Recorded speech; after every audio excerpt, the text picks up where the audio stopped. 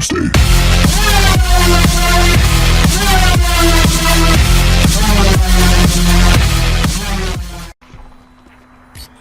What's up guys, Herbal T Bag here, and today I wanted to talk about Crysis 3. I had strayed from Crysis 3 and went back to Battlefield 3 for a while because I had purchased the endgame DLC. Then when I decided to go back to Crysis, I had noticed something different. There was less games, less players, and more migration issues. It seemed Crysis was on its way to flatlining fast for being only released 2 months ago, which was shocking to me because I had thought Crysis would have held on longer, but I guess I was wrong. Now, I'm a Crysis noob in respects that this was my first Crysis title that I'd ever played, and I really couldn't tell you anything else about the previous titles. And I thought Crysis 3 was a nice change of pace. It was a fast-moving, very fluid combat game. It also brought new things to the table like cloaking and armor, things I would never find in Call of Duty or Battlefield. When you play, now 3/4 of your lobby are either empty, and if you manage to find a game you come across, you better hope that you don't lag out or rage quit from the awful connection. Now, Crysis 3 got a decent score of 8.5 from IGN, and the sales were decent, so I just don't see why the game should be dying. I mean, does EA and Crytek know that this is happening, or do they just not really care and tell themselves, hey, why beat a dead horse? But I mean, why is it dying?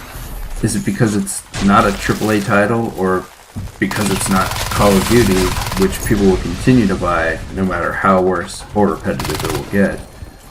But for Crysis, it seems they promoted the hell out of the game, built up all this hype thinking, oh yeah, this game's gonna stand alone with, just this hype that we've built up, and you know what, we don't need to really do anything else to it. And if that was their plan, it seems to be blowing up in their face. Has the multiplayer platform just become so repetitive that gamers are waiting for the AAA titles only, which released, annually every year? Call of Duty has annual releases, Battlefield's on this bad trend of releasing annually, or it seems like they're getting towards that trend. And I mean, the games sell record numbers. I mean, it's ridiculous. Every year they beat the numbers that they had last year without fail, and it seems, Call of Duty's the monster you gotta take down. It's like, oh, is this game gonna be better than Call of Duty?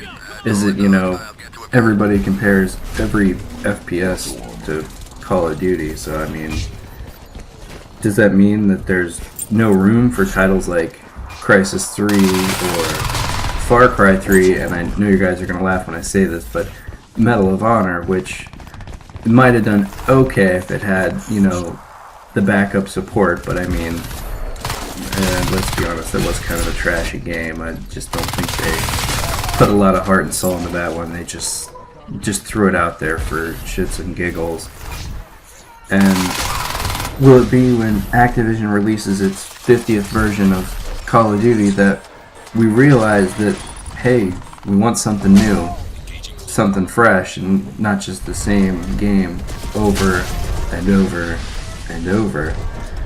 But I mean, guys, this is the year for next gen consoles, and hopefully they bring some new innovative ideas and games that will just, come through and wow us all. Otherwise, I mean, I don't know.